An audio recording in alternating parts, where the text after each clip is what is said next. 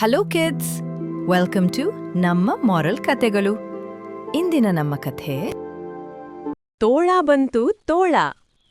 ಒಮ್ಮೆ ಒಂದು ಪುಟ್ಟ ಹಳ್ಳಿಯಲ್ಲಿ ಒಬ್ಬ ಚಿಕ್ಕ ಕುರಿಗಾಹಿ ಹುಡುಗನಿದ್ದ.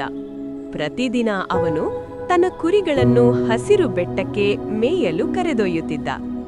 ದಿನವಿಡೀ ಹುಡುಗನು ಒಬ್ಬನೇ ಕುಳಿತು ಕುರಿಗಳನ್ನು ನೋಡುತ್ತಿದ್ದ. ನಿಧಾನವಾಗಿ ಅವನಿಗೆ ಬೇಸರವೂ ಒಂಟಿತನವೂ ಕಾಣಿಸಿತು.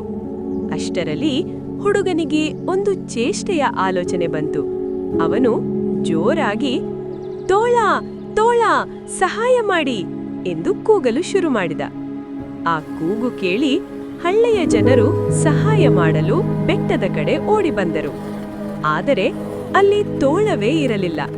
ಹುಡುಗನು ಇದು ಕೇವಲ ತಮಾಷೆ ಎಂದು ನಕ್ಕನು. ಸ್ವಲ್ಪ ಸಮಯದ ನಂತರ ಹುಡುಗನು ಅದೇ ಚೇಷ್ಟೆ ಮತ್ತೆ ಮಾಡಿದನು. ತೋಳ ತೋಳ ಎಂದು ಕೂಗಿದನು. ಈ ಬಾರಿ ಹಳ್ಳಿಯವರು ಬಂದರು, ಆದರೆ ಅವನ ಮಾತನ್ನು ನಂಬಲಿಲ್ಲ. ಅವರು ಹಿಂದಿರುಗಿ ಹೋದರು.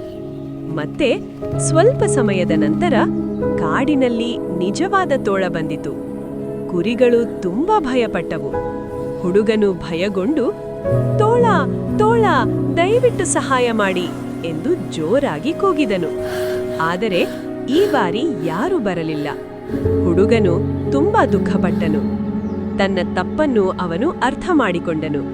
ಇನ್ನು ಮುಂದೆ ಸುಳ್ಳು ಹೇಳುವುದಿಲ್ಲ ಎಂದು ತೀರ್ಮಾನಿಸಿದನು. ನೀತಿಕಥೆ: ಯಾವಾಗಲೂ ಸತ್ಯವನ್ನೇ ಹೇಳಬೇಕು. ಮತ್ತೆ ಮತ್ತೆ ಸುಳ್ಳು ಹೇಳಿದರೆ ಯಾರೂ ನಂಬುವುದಿಲ್ಲ. ಧನ್ಯವಾದಗಳು.